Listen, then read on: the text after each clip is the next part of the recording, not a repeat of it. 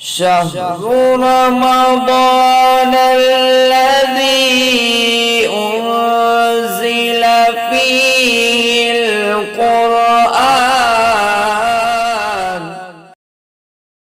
اعوذ باللہ من الشیطان الرجیم بسم اللہ الرحمن الرحیم ٹی وی کے معزز دوستو السلام علیکم۔ آپ ملاحظہ فرما رہے ہیں پارہ نمبر 30 کا تفصیلی خلاصہ اہم مضامین۔ پارہ نمبر 30 کا آغاز سورۃ النابہ سے ہوتا ہے۔ سورۃ النابہ 2 رکوع اور 40 آیات پر مشتمل ہے۔ نابہ خبر کو کہتے ہیں، اس عظیم خبر کے متعلق جس کے لیے لوگ شکوک و شبہات اور اختلافات کا شکار ہیں، یعنی قیامت کے دن۔ اس کے متعلق اللہ قریب ارشاد فرماتا ہے کہ عنقریب قیامت برپا ہوگی تو انہیں معلوم ہو جائے گا۔ اس کے بعد اللہ تعالیٰ نے فرمایا کہ فیصلے کے دن کا وقت مقرر ہے اور علامات قیامت کا بیان فرمایا ہے۔ سورۃ النابہ کے بعد سورۃ النازعات جس کے 2 رکوع اور 46 آیات ہیں۔ اس سورہ مبارکہ میں بتایا گیا کہ موت کے فرشتے جہنمیوں کی روح نہایت سختی سے قبض کرتے ہیں اور اہل ایمان کی روح کو نہایت نرمی سے۔ اس کے بعد فرشتوں کا ذکر ہے کہ جنہوں نے کارخانہ قدرت یعنی اللہ تعالیٰ عز و جل کے نظام، اس کے معاملات کی تدبیر یعنی ان کی ڈیوٹیاں انہیں تفویض کی جاتی ہیں۔ پھر اس امر کا بیان ہے کہ فرعون نے اپنے آپ کو رب اعلیٰ قرار دیا، یعنی خدائی کا دعویٰ کیا، تو اللہ تعالیٰ نے اسے عذاب دے کر درس عبرت بنا دیا۔ سورۃ النازعات کے بعد پارہ نمبر 30 میں آغاز ہے سورہ عبس کا، جس کا 1 رکوع اور اس کی 42 آیات ہیں۔ اس صورت کے آخر میں قیامت کی نفسا نفسی کے منظر کو بیان کیا گیا ہے۔ دنیا میں ایک دوسرے پر جان چھڑکنے والے اور محبت کا دعویٰ کرنے والے دامن چھڑائیں گے۔ ہر ایک شخص اپنے بھائی، ماں باپ، بیوی اور بیٹیوں سے جان چھڑا کر بھاگے گا۔ سب کو اپنی پڑی ہوگی۔ کچھ کے چہرے روشن، مسکراتے اور بشاش ہوں گے، جبکہ کچھ کے چہرے غبار آلود ہوں گے اور ان پر سیاہی چھائی ہوگی۔ سورہ عبس کے بعد سورۃ التکویر جس کی 29 آیات ہیں۔ علامات قیامت کا بڑے واضح لفظوں میں ذکر ہے اور بڑے خوفناک انداز میں اللہ تعالیٰ عز و جل نے علامات قیامت اور اس کی ہیبت کو ارشاد فرمایا ہے۔ اذا الشمس کورت، جب سورج لپیٹ لیا جائے گا، واذا النجوم انکدرت، اور تارے بے نور ہو جائیں گے، واذا الجبال سیرت، پہاڑ چلا دیے جائیں گے، یعنی وہ روئی کے گالوں کی طرح اڑتے پھریں گے، واذا العشار عطلت، اور جب 10 ماہ کی حاملہ اونٹنیاں بیکار چھوڑ دی جائیں گی، یعنی اس قدر سنگین اور اس قدر جلال پر اللہ تعالیٰ عز و جل کے جلال پر مبنی نشانیاں سورۃ التکویر میں ارشاد فرمائی گئی ہیں۔ سورۃ الانفطار ہے اس کے بعد، جس میں اللہ تعالیٰ عز و جل ارشاد فرماتے ہیں اذا السماء انفطرت واذا الکواکب انتثرت۔ علامات قیامت کا بیان ہے۔ علامات قیامت کے بیان کے ساتھ ہی نامہ اعمال کو لکھنے کے لیے جو فرشتے مقرر ہیں، یعنی کرامن کاتبین انہیں کہا جاتا ہے، ان کا ذکر ہے۔ اس کے بعد سورۃ المطففین کا ذکر ہے۔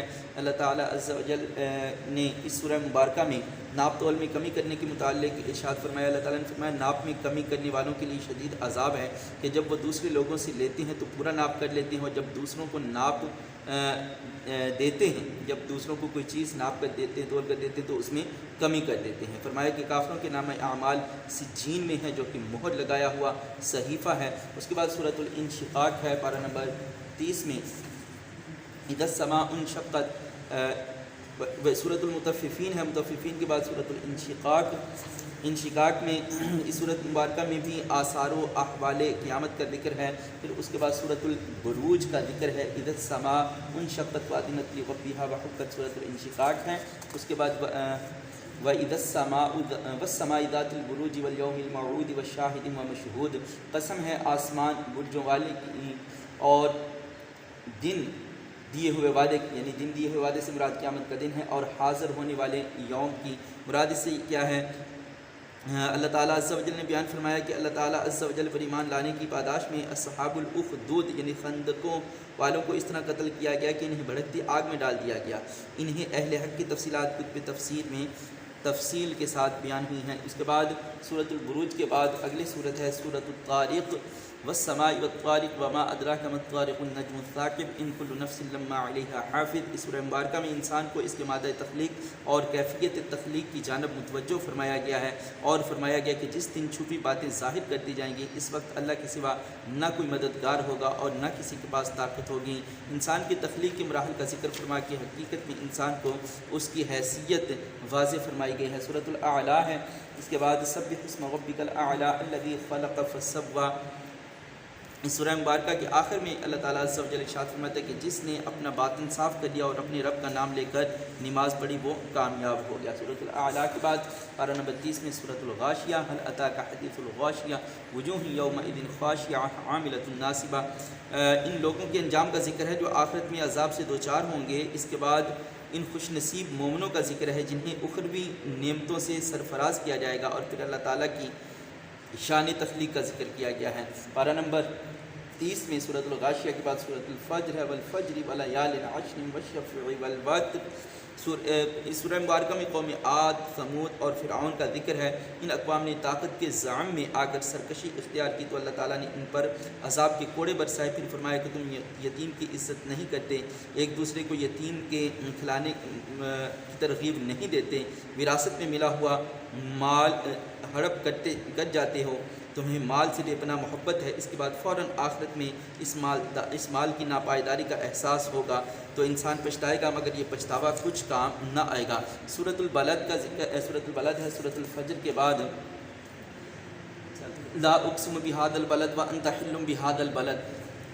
اس سورہ میں فرمایا کہ ہم نے انسانوں کو دیکھنے کے لیے 2 آنکھیں، بولنے کے لیے زبان اور 2 ہونٹ عطا کیے ہیں، اور نیکی اور بدی کا شعور عطا فرمایا ہے۔ آگے اللہ تعالیٰ نے نفس باطل کی خواہشات اور شیطانی ترغیبات کے خلاف جہاد کو مشکل ترین مرحلہ قرار دیتے ہوئے ارشاد فرمایا کہ اس دشوار گزار گھاٹی کو سر کرنے کا آسان راستہ یہ ہے کہ کسی مالی تاوان تلے دبی ہوئی گردن کو آزاد کرانا، یعنی وہ لوگ جو قرض تلے دبے ہوں یا تاوان تلے دبے ہوں تو ایسے لوگوں کو آزاد کرانے کی فضیلت ارشاد کی گئی ہے۔ سورۃ الشمس ہے، اس کے بعد اذا الشمس کورت واذا النجوم انکدرت واذا الجبال سجرت واذا العشار عطلت۔ اس صورت کے شروع میں اللہ تعالیٰ نے انسان کی نفس سمیت 7 چیزوں کی قسم فرمائی ہے اور بتایا کہ اللہ نے ہر انسان کو نیکی اور بدی میں تمیز کا شعور الہام کر دیا ہے۔ سو جس نے اپنے نفس کو پاک رکھا وہ کامیاب ہو گیا، اور جس نے اپنے نفس کو گناہوں سے آلودہ کر لیا وہ ناکام ہوا۔ سورۃ اللیل ہے، اس کے بعد واللیل اذا یغشی والنہار اذا تجلی۔ اس صورت میں اللہ تعالیٰ نے فرمایا کہ انسان کی جدوجہد 2 مختلف سمتوں میں جاری رہتی ہے۔ ایک وہ طبقہ ہے کہ اللہ کی عطا کردہ مال میں سے اس کے راہ میں خرچ کرتا ہے، تقوی پر کاربند رہتا ہے اور نیک باتوں کی تصدیق کرتا ہے، تو ہم اس کے لیے آسانی یعنی جنت کی رسائی کی منزل آسان کر دیں گے۔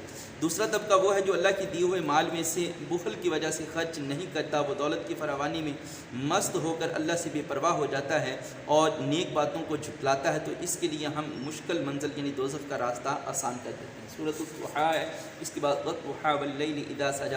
اس سورہ مبارکہ میں سید المرسلین حضرت محمد الرسول اللہ صلی اللہ علیہ وآلہ وسلم کی عظمت شان کو بیان کر رہی ہے۔ اللہ تعالیٰ نے فرمایا کہ رسول مکرم صلی اللہ علیہ وآلہ وسلم آپ کے رب نے نہ آپ کو چھوڑا ہے نہ آپ سے وہ ناراض ہوا، آپ کی ہر آنے والی ساعت آپ کی پہلی ساعت سے بہتر ہے، اور عنقریب آپ کا رب آپ کو اتنا عطا فرمائے گا کہ آپ راضی ہو جائیں گے۔ سورہ علم نشرح اس کے بعد ہے، اس سورہ میں اللہ کریم رسول اللہ صلی اللہ علیہ وآلہ وسلم کے شرح صدر کا ذکر ارشاد فرماتا ہے۔ اس میں ایک آیا مبارکہ رفعت شان مصطفیٰ پر مشتمل ہے، ورفعنا لک ذکرک۔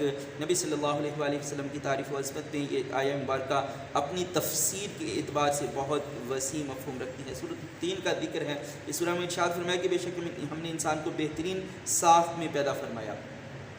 والتین والزیتون وطور سینین وهذا البلد الامین لقد خلقنا الانسان فی احسن تقویم۔ اس کے بعد نیک اعمال کرنے والوں کے لیے اللہ تعالیٰ کے انعامات کا ذکر ہے۔ سورۃ العلق کا ذکر ہے، اقرأ باسم ربک الذی خلق۔ پہلی 5 آیات جو کہ غار حرا میں نزول کے اعتبار سے، قرآن مجید کے نزول کے اعتبار سے پہلی آیات، اور اپنے اندر تحریر اور علم کی اہمیت کا ایک وسیع مفہوم رکھتے ہیں۔ سورۃ القدر انا انزلناہ فی لیلۃ القدر، نزول قرآن کے متعلق لیلۃ القدر کے متعلق یہ مختصر صورت وسیع مفہوم اور وسیع خواص کی حامل ہے۔ سورۃ البینہ ہے۔ اس کے بعد اس صورت میں اللہ تعالیٰ عز و جل نے اس بات کا حکم دیا کہ تمام باطل ادیان کو چھوڑ کر اخلاص کے ساتھ صرف اللہ کی بندگی کو اختیار کیا جائے۔ سورۃ الزلزال میں مناظر قیامت ارشاد ہوئے ہیں۔ پھر سورۃ العادیات میں اللہ تعالیٰ عز و جل نے مجاہدین کے گھوڑوں کی مختلف کیفیات کو قسم کے ساتھ ارشاد فرمایا، بیان فرمایا۔ پھر سورۃ القاریہ میں اللہ تعالیٰ عز و جل علامات قیامت اور اس کی شدت کا ذکر فرماتے ہیں۔ سورۃ التکاثر میں اللہ تعالیٰ عز و جل نے ارشاد فرمایا کہ زیادہ سے زیادہ مال جمع کرنے کی خواہش نے انسان کو اللہ سے غافل کر دیا ہے۔ اس کے بعد سورۃ العصر میں مختصر الفاظ میں اللہ تعالیٰ عز و جل نے کامیابی کا معیار اور پیمانہ ارشاد فرما دیا کہ تمامی لوگ یا کثرت سے لوگ جو ہیں وہ خسارے میں ہیں، لیکن سوائے ان لوگوں کے جنہوں نے حق بات کو قبول کیا اور عمل صالح کرتے ہیں۔ اس کے بعد سورۃ الہمزہ، اس صورت میں اللہ تعالیٰ نے تان زنی اور عیب جوئی کی شدید مذمت فرمائی اور بتایا کہ اس اخلاقی مرض میں وہ لوگ مبتلا رہے جنہیں اپنی دولت پر ناز ہوتا ہے، لیکن ان کے انجام اللہ کی بھڑکائی ہوئی آگ ایسی آگ ہے جو چورا کر دے گی۔ اس کے بعد سورۃ الفیل، جس میں اصحاب فیل کا ذکر، سورۃ القریش، اس میں اللہ تعالیٰ عز و جل نے قریش پر اپنے احسان کا ذکر ارشاد فرمایا۔ سورۃ الماعون میں اللہ تعالیٰ عز و جل نے یتیم کے ساتھ ناروا سلوک کرنے اور مسکین کو کھانا کھلانے کی ترغیب نہ دینے جیسی روش کی مذمت فرمائی۔ سورۃ الکوثر اپنی الفاظ کے اعتبار سے مختصر لیکن نبی صلی اللہ علیہ وآلہ وسلم کے لیے خیر کثیر کا ذکر، اس میں سورۃ الکافرون میں کفار کے پیغام کی نفی، نبی صلی اللہ علیہ وآلہ وسلم کی تبلیغ کا علی الاعلان، حق پر ان کا اعلان، اور سورۃ النصر کے متعلق ارشاد ہے کہ یہ فتح مکہ کے موقع پر نازل ہوئی اور اس میں مسلمانوں کے لیے فتح عظیم کا ذکر۔ سورۃ اللہب میں دشمن اسلام ابو لہب کی مذمت، اس کی بیوی کی عمل کی شدید مذمت ارشاد فرمائی گئی ہے۔ سورۃ الاخلاص میں توحید فی الذات، اللہ تعالیٰ عز و جل کی ذات کی خالص توحید کا ذکر ہے۔ سورۃ الفلق اور سورۃ الناس، جسے قرآن مجید فرقان حمید کی آخری دو صورتیں، اور اس میں مختلف قسم کے شر سے اللہ کی پناہ مانگی گئی ہے۔ قرآن مجید فرقان حمید کے پارہ نمبر 30 میں اکثر یا زیادہ تر مضامین جو ہیں وہ علامات قیامت کے متعلق ہیں۔ آپ نے پارہ نمبر 1 سے پارہ نمبر 30 تک کے تفصیلی خلاصے ملاحظہ فرمائے۔ اللہ تعالیٰ عز و جل اس کاوش پر منتظمین کو اجر عطا فرمائے، استقامت عطا فرمائے اور مزید اس میں بہتری لانے کی توفیق عطا فرمائے۔ آپ تمام احباب کا ماہ رمضان المبارک کے 30 دنوں میں پہلے پارے سے پارہ نمبر 30 تک تفسیر قرآن ملاحظہ فرمانے کا شکریہ۔ جزاک اللہ۔